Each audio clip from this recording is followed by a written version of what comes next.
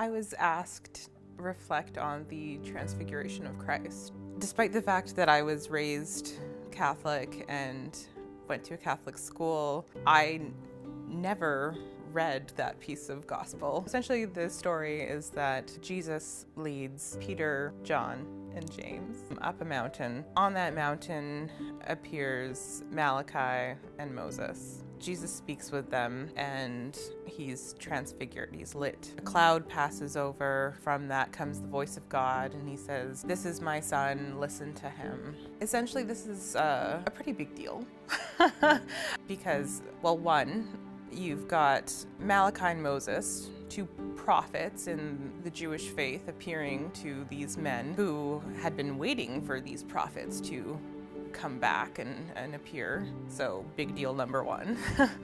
Big deal number two, God speaks to them and essentially gives Jesus his official stamp of approval and says, "This is my son, listen to him." That's all the cachet that Jesus could ever possibly need. That got me to thinking about proof and faith.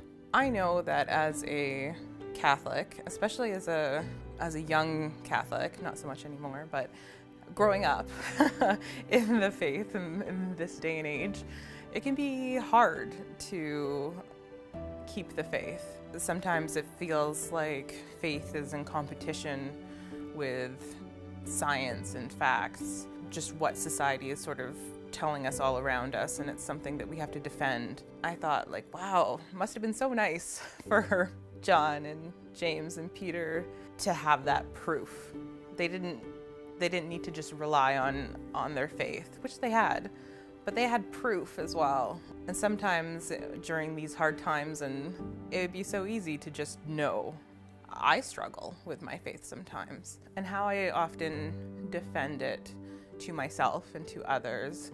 The beauty and the perfection of the world, of nature. Nature is so perfect, it's so beautiful.